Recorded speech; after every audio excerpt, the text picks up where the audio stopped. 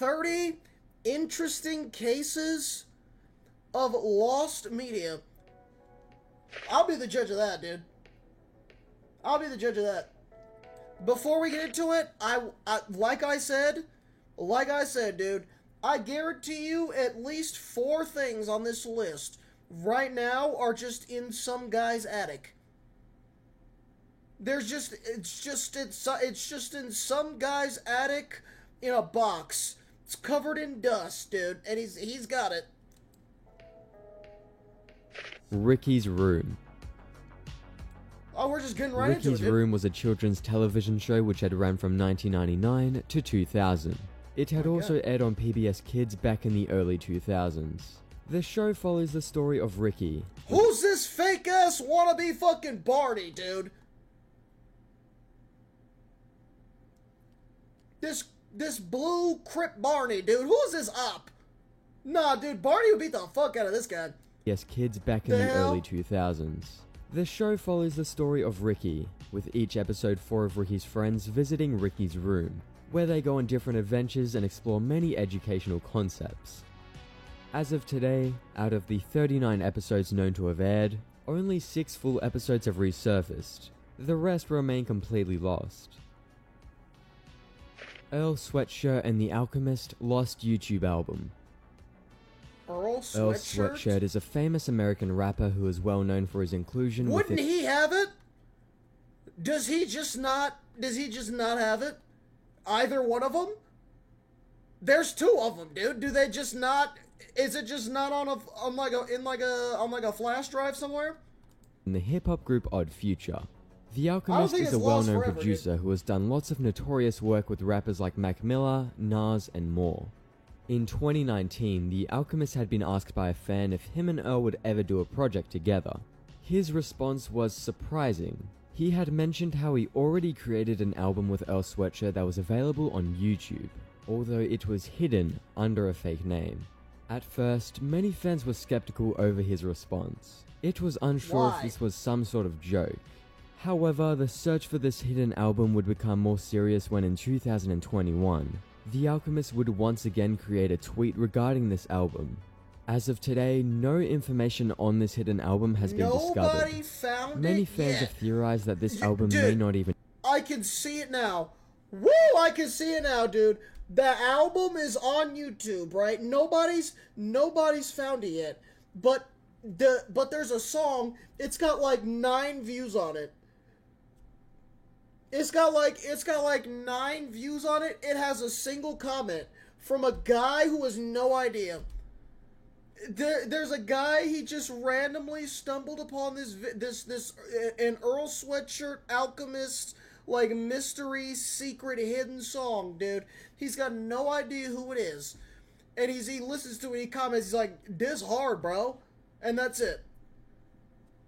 That's it. It's got 9 views and 1 comment, dude, and he's got no idea. Exist, due to the little information we actually have on it. Waluigi's Toenail Clipping Party.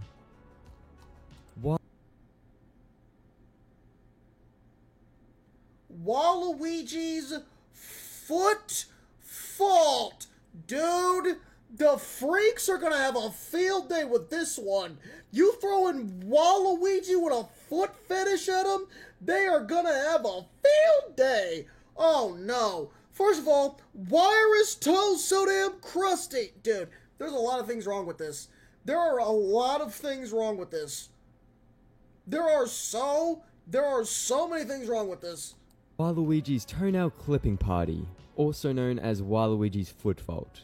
This is definitely one of the weirdest pieces of Nintendo lost media. Was this a real... I see why this doesn't exist anymore, dude. I'm not shocked that this does not exist anymore. Which is why I want to discuss this. So this was an official Nintendo Flash game from 2000 that was created to promote Mario Tennis for the Nintendo 64. Mario? How do we get Waluigi crusty toenails to promote Mario Tennis? Is this some weird, freaky, like, Serena Williams toes, like, shtick? What's going on here? What is going on here? This game would be discovered through a Nintendo Power magazine article titled Mamma Mia, It's Waluigi. In this game, the player would clip Waluigi's toenails and would have to catch them with a jar to earn points. I don't know. The game was available to play on a Nintendo promotional website known as Waluigi.com. The Flash game has since been lost to time. The game itself or any type of gameplay footage hasn't resurfaced. All we have is just a preview screen which had been discovered They should randomly upload it to like everybody's Switch. You know what I mean? Like, you know how when you on like the DS, for those of you that had one, right? For those of you that made the right decision for the right console, right? That played with a DS, dude. They had like the mini games on them, right? It had like WarioWare. There's like a Dr. Mario. There's like little mini games, dude. That were just free. They're like preloaded. Do that with this on like everybody's Switch. Like somebody's like trying to load up like whatever fucking Zelda game people are playing now, right? And the first thing that pops up on your home screen is Waluigi's crusty toes in your face. Play now. An old SWF file. That's what they gotta do. Pokemon PC Master. Pokemon PC Master was a Japan-exclusive educational PC game released in 2006 that was developed by Umbrella and published by the Pokemon Company. The game would teach different skills related to typing, internet browsing, drawing, and how to use a mouse. The game was once available on the website Pokemon-PCmaster.com. This site went down around 2007 and has since been bought out by someone else. January 2018. A CD-ROM disc for a trial version was uncovered by user Turdax001, which is now available for download online. It appears that the full game was only available via a paid subscription or educational program, and since remains unplayable. Astro Farm. Astro Farm is a British children's claymation series which ran from 1991 to 1996 on CITV. The show would be later rebroadcasted on Nick Jr. from 1999 to 2003, and as well Nick Jr. Classics from 2004 to 2009. This claymation series revolves around a family who live on asteroid farms and go on different adventures as they grow, harvest, and learn about their strange asteroid farm. Out of the 53 episodes that were aired, any old heads that recognize this? It was on Nick Jr. in the 90s. Any unks watching? Anybody? 16 episodes have resurfaced in full, while the rest remain lost. The Crayon Box.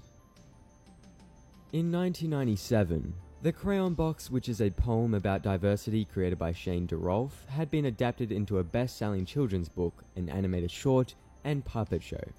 The book and the animated short are pretty well known. They are not that challenging to find. This puppet show that was made, however, is extremely obscure and rare. The puppet show ran from 1997 to 1998 and revolved around a group of toy puppets who acted out popular stories. The show followed Bananas in Pajamas as part of a 30-minute double show, with each show being 15 minutes. As of now, only one episode and copies of a tie-in book has resurfaced. You know, there's a lot of weird shows. No other episodes have reappeared and remain that lost. kids watch, dude. The Land now of that Dough I think Buddies. about it, when you think of like children's shows, kids really watch anything.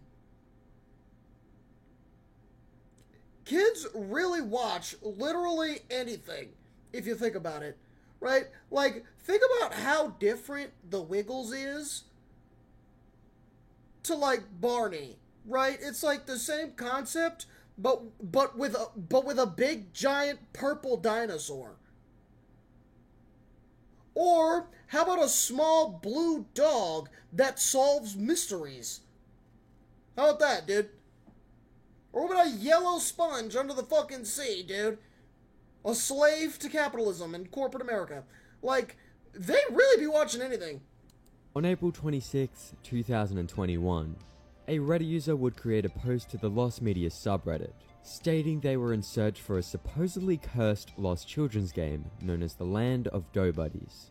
At the time of this post, there was only pictures of the game online. Ew, no gameplay footage existed, and the user behind this post would describe as many things as they could remember regarding the game. French? It seemed like this game really affected them, as they apparently still can remember the nightmares they had from the supposedly children's game. Months later, October 4th, 2021, a user on YouTube known as DappleJackalope would upload a pretty much full playthrough of the game. Viewing through this gameplay footage, yeah, I can honestly see why a child would have been frightened of this game. It actually does seem pretty cursed. Delicious. I wouldn't mind another. Can I have 4 scoops? Can you back the hell up? 4 scoops of blackcurrant ice cream. Oh, cakes are delicious when they're soft and luscious. You mustn't touch the oven. It's dangerous.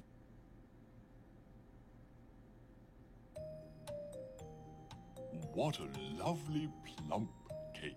I bet you can't bake one just like it. Dude! Ready? 1, 2... This is what I'm talking about! They really just be watching anything! This is horrifying. 3. They explained in the comments of the video that they found it in a box of old edutainment PC games when they noticed someone on Reddit was hunting for it. They were unable to get the game off the disc onto the internet for everyone to play. However, figured recording as much gameplay as they could with... Have you seen Skibbity Biden? If you ever type those words to me ever again, I swear to God, you will suffer a wrath no one has ever suffered. It's the next best thing. At the moment, no available playable ROM of the game has resurfaced online. Jimmy Neutron Boy Genius TV promos. When the Jimmy Neutron Boy Genius movie had been released back in 2001, Nickelodeon would interrupt some of their shows with different shorts and gags in order to promote the movie and later TV show. Some of these short gags include Jimmy stretching out the Nick Turkey logo during an episode of As Told by Ginger, Jimmy messing with the visuals and audio during a Hey Arnold episode, and Jimmy using one of his inventions to blow up the Nick logo during an episode of Rugrats. You get the idea. Although a great amount of Jimmy Neutron gags are still available to watch today, some of these short gags have become lost and haven't resurfaced since their airing. There are also Jimmy changes the audio to Spanish. Oh my God, I would have thought I broke something. Oh, I would have been so mad. My dumbass self as a kid, I would have just been sitting there watching fucking Rugrats. Tommy all of a sudden just starts fucking firing off in Spanish.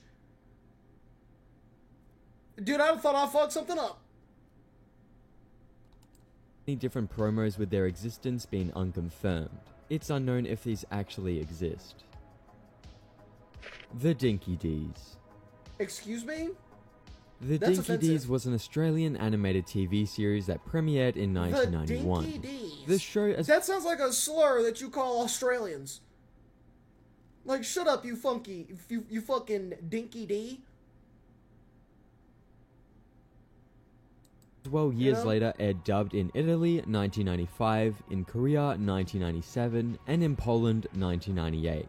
It was created by Mel Bradford, owned by Roo Films, and animated by Pacific Rim Productions. Hi, mate. The series never got its own official release after it stopped airing and has since faded into obscurity. The Dinky Dees revolves around a group of andromorphic animals that travel the world saving and rescuing endangered animals and plants.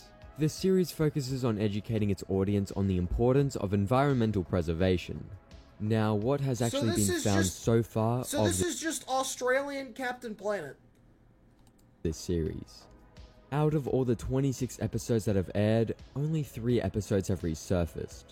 These resurfaced episodes include the 12th episode, known as Baron of Babel, a 3-minute snippet of an episode which goes by the Bilby Table. It's unspecified as to what number episode the Bilby Table falls into, and the first half of the first episode and a full version of the first episode being in a Polish dub.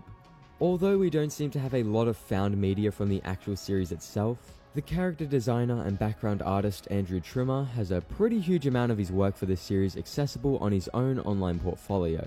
The most notable thing in this portfolio is what appears to be numerous backgrounds and character designs for the season finale, Small Hippo Big Bust.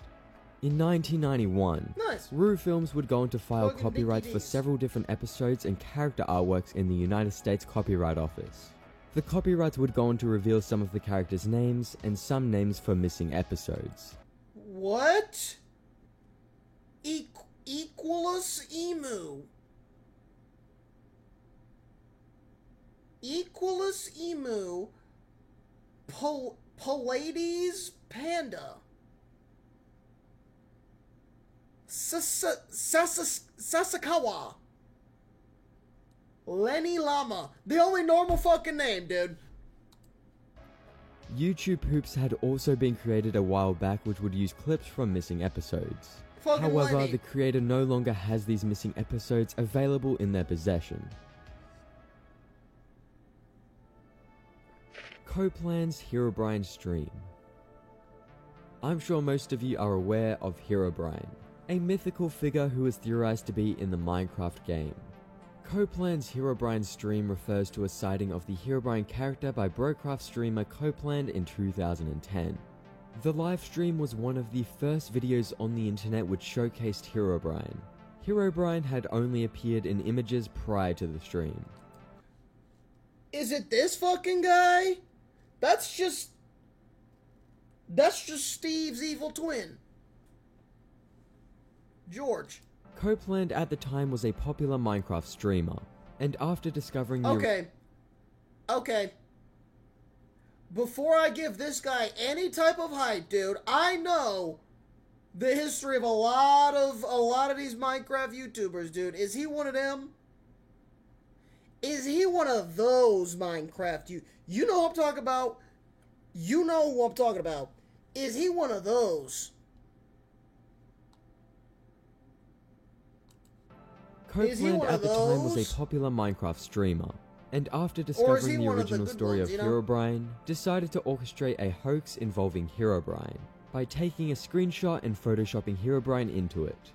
After getting positive reception upon creating this hoax image, Copeland would orchestrate yet another Herobrine hoax. However, this time would be in the form of a live stream.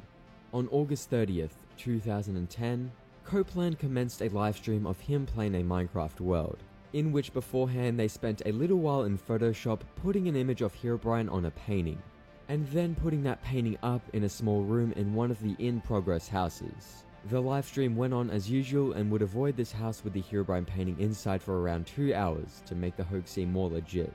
Copeland would happen to run into the room of the house, and directly in front of the door would be Herobrine. Copeland would scream into the mic, ran out of the house, and turned off the stream. The same day, Copeland would turn into the Minecraft forum, creating a new topic and posting a link to the stream, writing, "Skip to the last 2 minutes." The thread blew up, and at the time it was unsure to believe whether or not Good. I can give him some props in. this Herobrine sighting was legit or real. The stream has achieved a legendary status, as it is heavily responsible for further pushing the myth of Herobrine into the mainstream. However, this original Copeland livestream has been lost to time. Only recreations and remakes... Okay.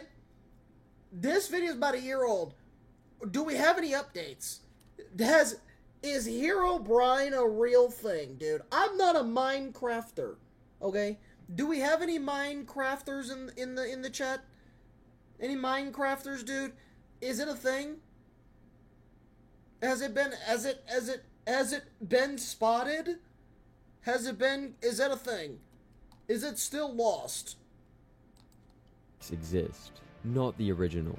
The only things which have survived of the livestream include 2 different screenshots. One of the moment Copeland comes into contact with Herobrine, and another which is before the meeting of Herobrine. Pringles Never Shut. Never Shut, formerly titled Midnight Holiday Hunt, was a flash game which had been released March 2005 to market and advertise Pringles. Made for Procter & Gamble UK in partnership with MKM Marketing and Promotions Limited. Pringles video The game revolved around you late night talking with Sanjeev, who was a cashier at an all-night store. Could you the aim and goal of the game is... Dude, a Pringles video game? Nah, dude. Queso's all over that one. his hungry ass can't wait to get his grubby little fingers on that one, bro. Golly! Is to obtain all 5 cans of different Pringle flavors by successfully navigating conversation topics. You would type in messages and the Sanjeev actor would respond to what you said. It was an interesting concept. This Flash game is fully lost and hasn't been preserved anywhere.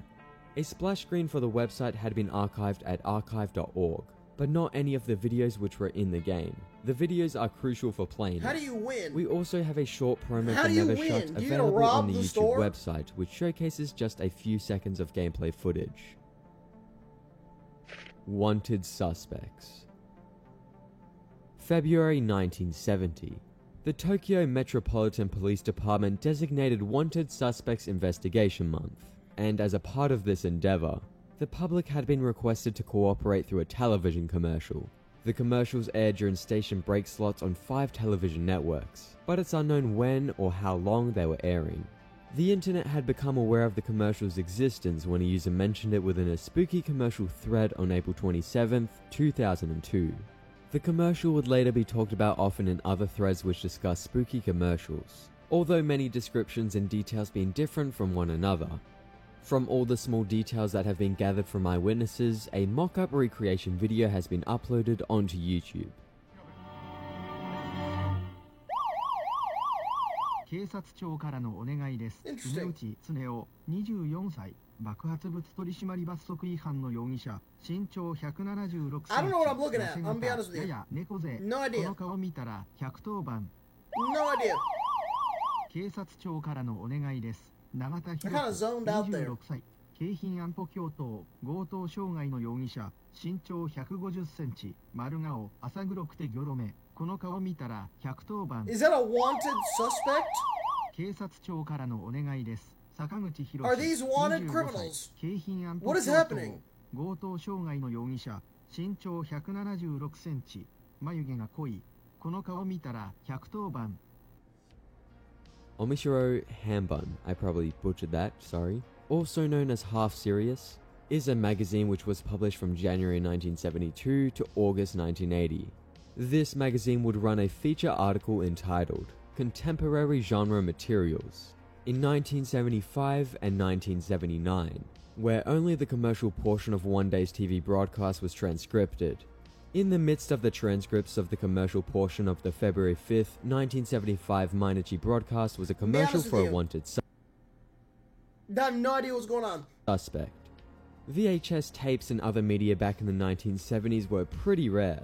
It's extremely difficult to find recordings from around that time frame. However, names of there's a chance that wanted these commercials suspects may have in also aired in the Japan. early 1980s. Oh. Now I get Rory it. the Racing Car Pitch Pilot. Rory the Racing Car is a stop-motion TV series created by David Jenkins that ran from 2007 to 2010. The show follows the single-seater race car Rory, who goes on different adventures with his This group of reminds friends me of like the Thomas the Tank shows, but the ones that weren't the Thomas ones, the ones that were like planes, you know, or it's The like Silver Hatch you know Racetrack. cars. It's but a it's show not which I cars. remember watching a whole You know lot what as I a mean? kid, and I'm sure a lot of you watching this did too. A pilot had been developed in 2005 to pitch the series to TV executives at the Cannes Film Festival that There same was year. another show like this. I forgot what it was called, but it was like a car. They were like cars.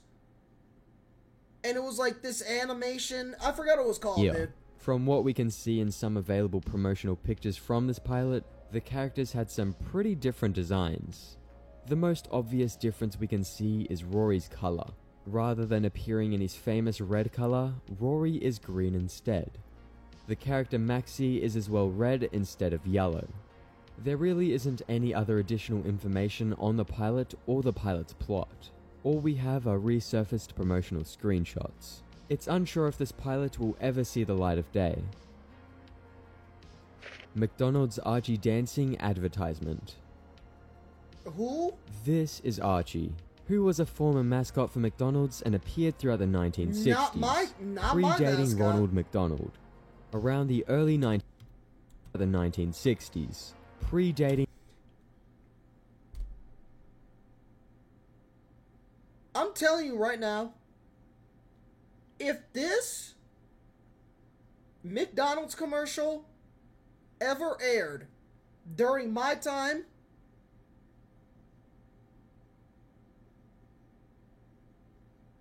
I would have never ate a single Happy Meal, a single cheeseburger, a single French fry.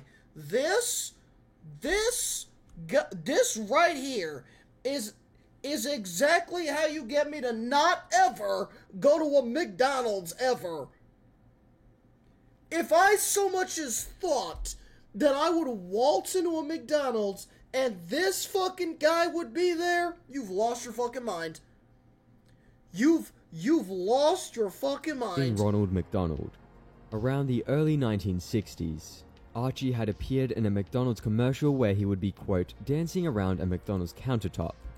We know this commercial exists as the oldest operating McDonald's in Downey, California contains a plaque which mentions this specific commercial. However, after all of these years, no commercial has resurfaced which contains Archie dancing on a countertop. A Discord user had messaged McDonald's customer support via email asking about the commercial.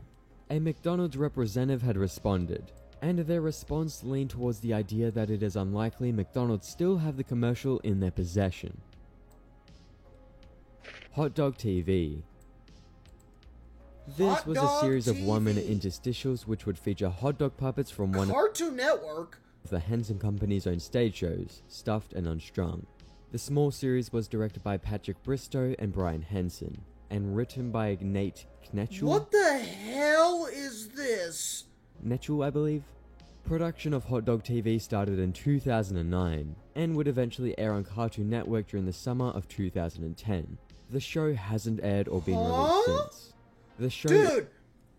2010 was like... I was still on Cartoon Network at that time, dude. Prime, I think. Dude, why have I never seen this in my life? It is incredibly obscure. The only thing we really know about it was that 12 episodes in total were created, and the names and air dates of 4 of these episodes. Hot Dog TV. A screenshot of... I don't remember this at all, dude. I remember that one weird show where it was like people's hands with eyeballs on them and people's like upside down chins. I remember that. I've never seen this before in my life. Episode R is able to be found within a page listing for a compilation of short films titled Short Stack Family Films, which included the short. On November 8th, 2019, a user on Fiendish Footlong.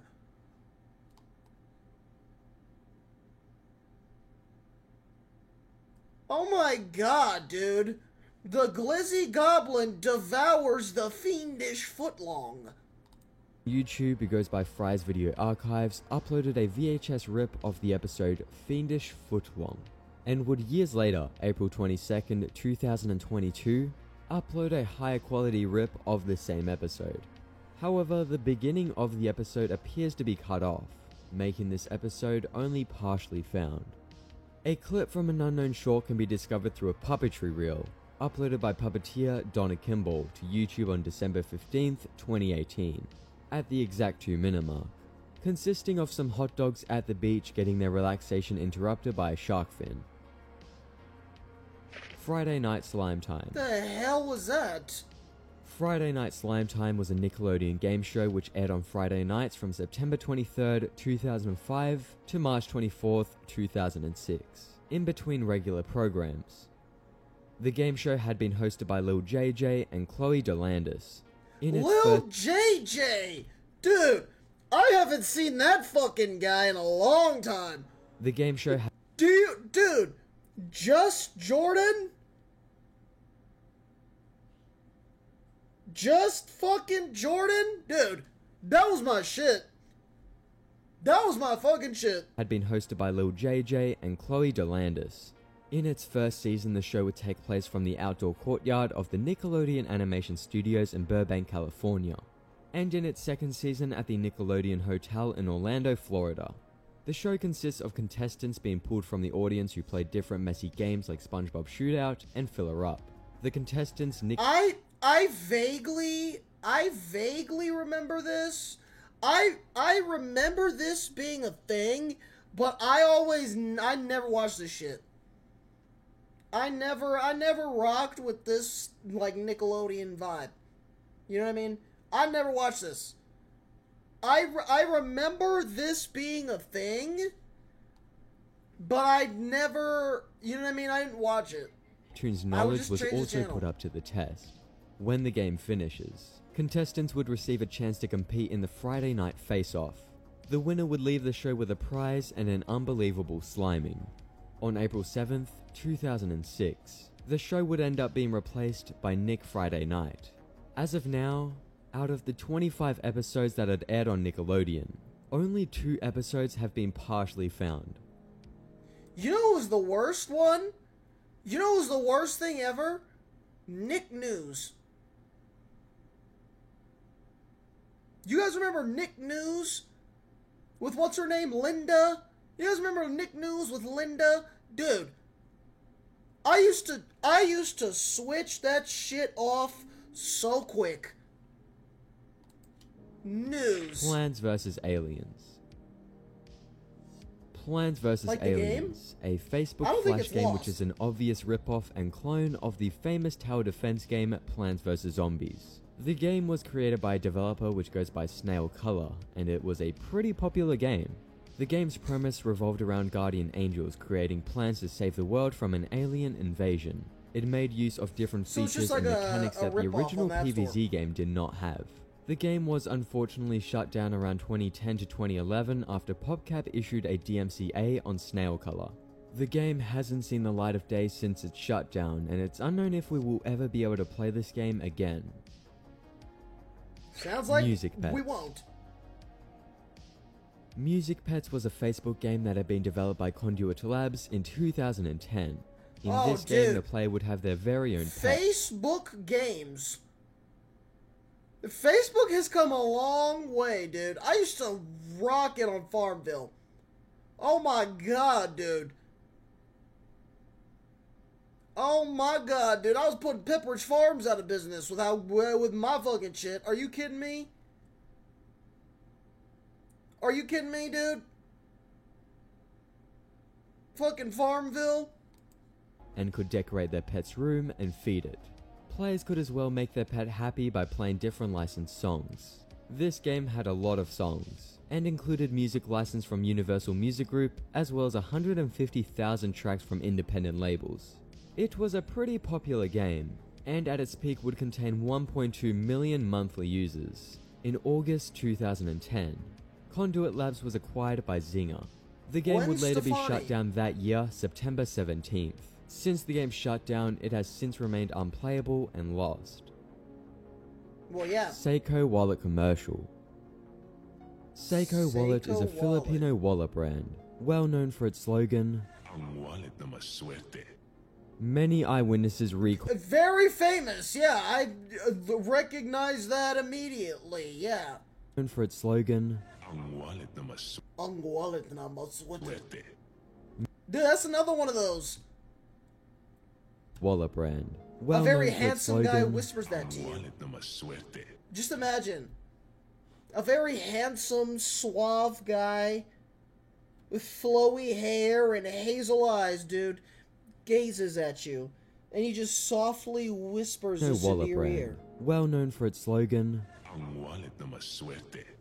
Many eyewitnesses recall an iconic low-budget commercial for Seiko Wallet that had aired on IBC 13 in the late 80s and the early 90s. The commercial is described as low quality and low budget, and all the commercial does is show a slideshow montage of wallets with no voiceover whatsoever or any end tags. The commercial supposedly contained a jingle throughout. This jingle is obviously also lost along with the commercial, but an audio recreation of this jingle and the commercial had been created and uploaded to YouTube back in 2009.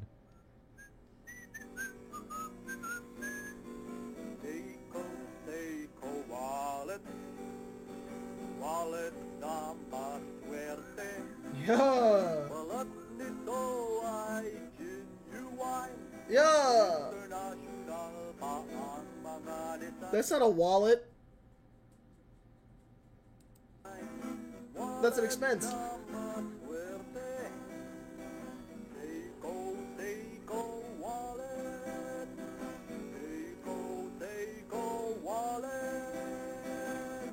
Banger! Seiko Wallet, ang wallet na maswerte. Mentions of the ad and search efforts have been frequent since the 2000s. Why with did that discussion bang? of this commercial being found through many forums. Why did that fucking bang? However, the commercial is still yet to be found. Dr. Zen. This was a Zen. Japanese anime television series from 1965 produced by Japanese Telecartoons. This series consists of around 100 mini episodes that aired on weekdays from May 31st to November 4th of 1965. The original Japanese series has become lost. However, an American remake was developed which would eventually be cancelled. A but few can he be episodes of this Goku? remake were created, and 6 of these This have been guy. uploaded onto YouTube. It appears though that the Japanese version and all of its episodes are completely lost. Come to Papa. No, thank you. This was an American sitcom which had aired on NBC in June No, of thank you. 2004. The show revolves around a character named Tom, who is played by comedian Tom Papa. Tom is a reporter for a newspaper, and has a wife named Karen who is played by Jennifer Aspen. Tom aspires to write comedy so that he is able to leave I've New never Jersey heard of this. at his newspaper job. Tom must put up Is that what's his name? Michael fucking Scott, dude. so that he is able to leave New Jersey at his newspaper job. Tom must put up with his boss, Michael Scott. Just kidding, his boss named Belvin, who was played by Steve Carell. The show was heavily criticized, and according to critics was a letdown. Due to the poor ratings and low viewership, NBC would go on to cancel Come to Papa after just the 4th episode aired. 12 episodes had been created. Oh, that's why I never So heard far, of it. only 2 episodes have resurfaced since it shut down. Episode 2 and 4 have since been missing, and it's unknown if we'll ever get to see the remaining unaired 8 episodes. Some guy has it. That's what I'm saying. Like some camera guy has it in his basement, in a box. Crash Landed, also known as I Am Crash Bandicoot, is a cancelled game that was developed for Wii, for PlayStation 3, Xbox 360, and the Nintendo DS. Radical Entertainment would go on to develop the Xbox 360, Wii, and PS3 versions of the game, There while was the a DS version on the Crash other hand had been Bandicoot on developed the by Renegade DS? Kid. The game follows the story of Crash Bandicoot after being mutated by Cortex, and Crash would have gotten entangled with the task of rescuing his fellow Bandicoots. The game began development in 2009, and shortly after would be cancelled by Activision, who would lay off the entire development team behind the game. The game nice. was cancelled before it was officially revealed, but some images, Sounds concept right. art, and videos had been leaked onto the internet. In addition to these leaks, a small demo of the DS version was as well leaked onto the internet. Despite all this leaked footage, no gameplay footage of the Wii, PS3, and Xbox 360 versions has been released or seen anywhere on the internet. Bart Simpson hair push-up ice cream. Huh? If you grew up in Australia, there is a chance you may remember seeing the Bart Simpson push-up ice cream that would have his hair come out the I've top never as the seen that, but it looks cool as shit. stuff you ate. These Oh, I would have killed for these on the ice cream truck. were available in shops over roughly around 10 years ago. And despite so many people remembering does it these, look hard? myself included, there really isn't any information at all about them. They are a complete mystery. What kind of There ice isn't cream's any in it? details regarding them on the internet whatsoever. No promotional material or advertising by shops that sold them has resurfaced. And it seems that the Simpsons themselves have not once mentioned their existence. The only thing you can dig up online in relation to these ice creams are a few forums of people asking if anyone else has any memory of them. We do luckily have one thing that proves of these ice creams' existence, with that being just one photo. Only a single photo of the product has surfaced onto the internet. Please tell and me that's it. someone remembers this ice cream. Where did you fucking get that, dude? How is this the only picture of this ice cream in existence? Where did you get that? Do you just have that fucking ice cream laying around your house? The hell? Do you remember these? I wish A we had tall these. dog- We had some pretty good fucking ice cream, dude. we've got some pretty great ice cream, dude. The SpongeBob ones, crazy. The Rocket Pops, crazy. .exe. The Strawberry Crunch, crazy. This is definitely one of the most obscure and random things that I'll be covering in this video. I discovered this piece of lost media looking through a lost video games iceberg. I thought this was a good way of uncovering some interesting pieces of lost media. I came across atoll.exe, and searching up atoll.exe on Google, I could only find one thing. A video on YouTube titled Me Playing Atoll.exe. The description states this is an offline game featuring the island from the SpongeBob SquarePants TV show, and cropped text at the start of the video reveals this was a game made through GameMaker. Yeah, it looks extremely simple and, you know, boring. So it's just the guy there isn't who really made much the game. to the game whatsoever except walk around, but I just thought this was funny to put into this video. That's you would it? think the game It's would be just the creepy and island? weird because it has I think it's a game that some guy was like making and you could probably blow it up and he just never made it that far. .exe in the title, but no, it's just this random SpongeBob game. But, you know, at the same time, it kind of is eerie. I It's a bit had those too as a simple kid, the and Bart open, Simpson. sort of liminal. Maybe there is more to this game, but at the same time we will never know, as it is now lost. Daddy-O. Daddy-O was a sitcom from the year 2000 starring Michael Chiklis, who would play the role of a stay-at-home father who got into all sorts of funny, comedic situations while at home taking care of the family. The show had ran from March 23rd to October 23rd, and during its time received extremely low audience ratings in the US. The first season of the show had been broadcasted in full. However, the second season had been only gone into its 4th episode before suddenly the show being taken off the airwaves by NBC, leaving 9 full episodes unaired. Daddy-O had no known home media releases, and the only footage available of Daddy-O are promos and interstitial materials Show on probably YouTube. fucking stinks.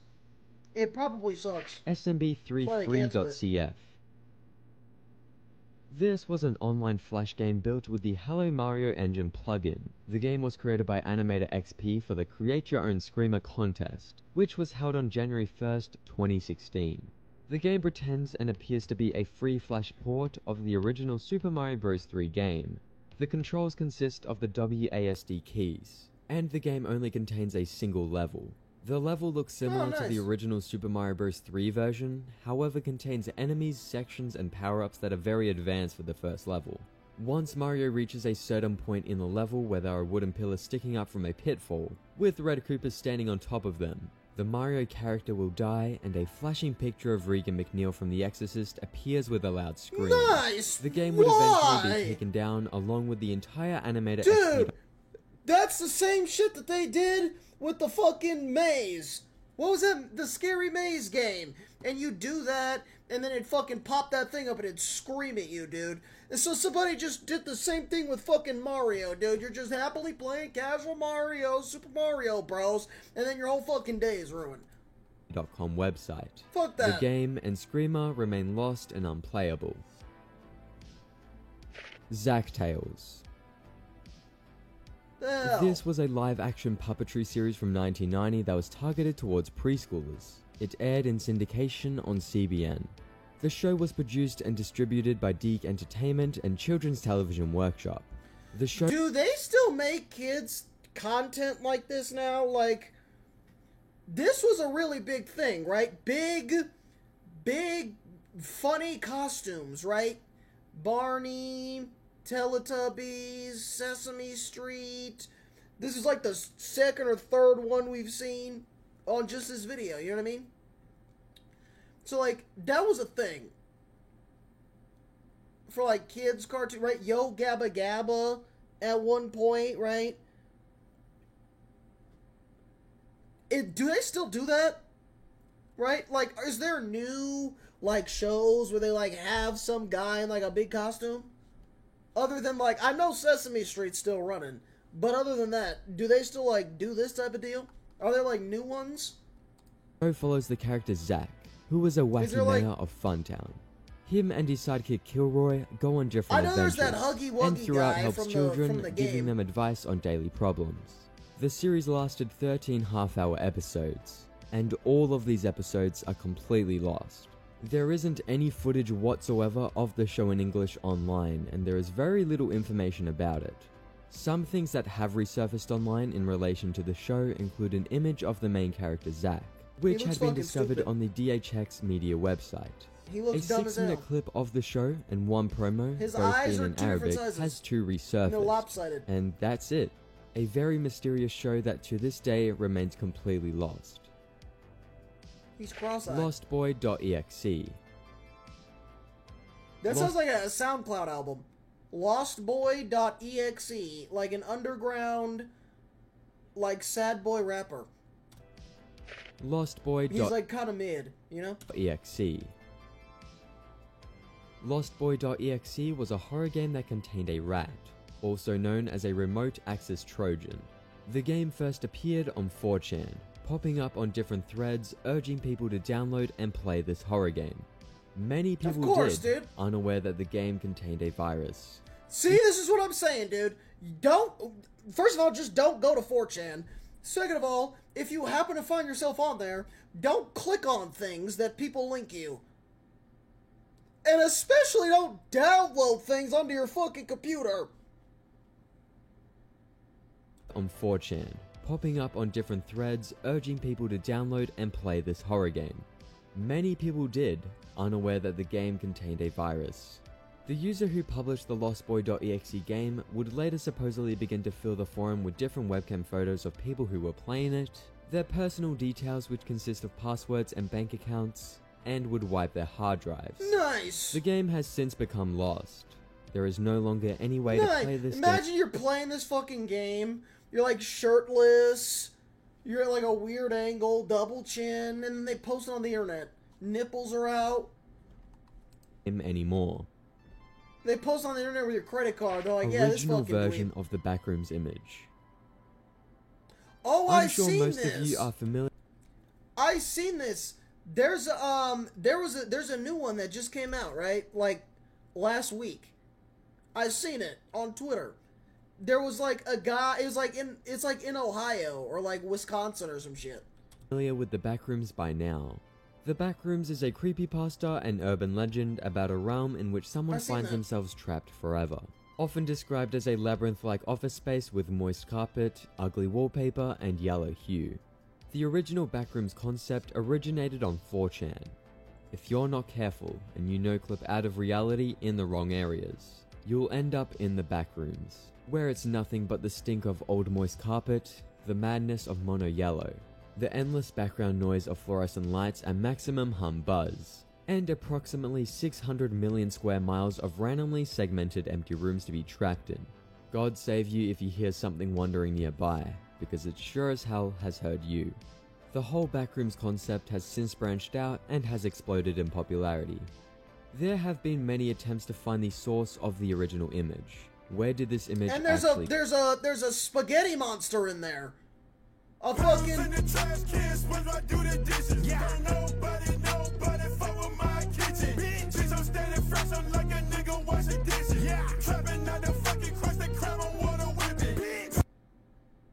A fucking extension cord demon lurking around the hallways ready to fucking plug into you.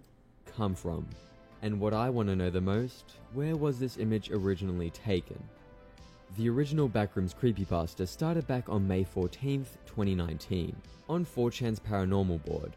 An image of a creepy empty building had been uploaded anonymously with a caption that would explain the famous Backrooms concept. This was far from the first time the image had been posted onto the internet. The image was posted onto 4chan a vast number of times before as an iconic liminal space. The earliest known appearance had been from a Cursed Images thread dated April 21st, 2018.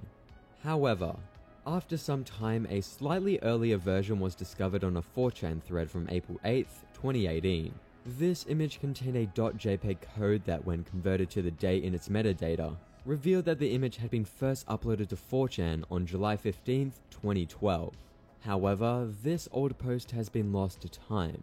The image's metadata also exposed that the photo was taken by a camera that had been manufactured from 2001 to 2002, which has led many to theorize that the photo was captured sometime in the 2000s. Interstir, in English known as Interstellar, was a South African science fiction puppet TV series that aired during the early 1980s by the South African Broadcasting Corporation.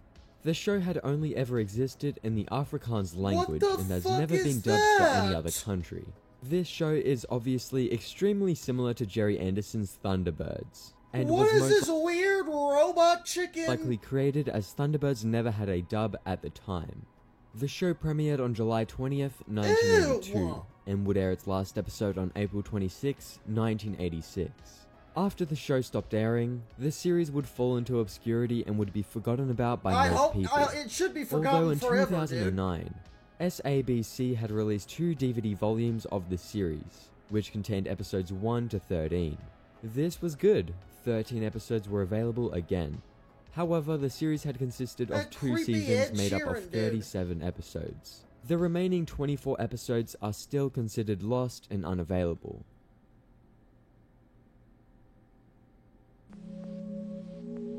Dude, I'm gonna be honest.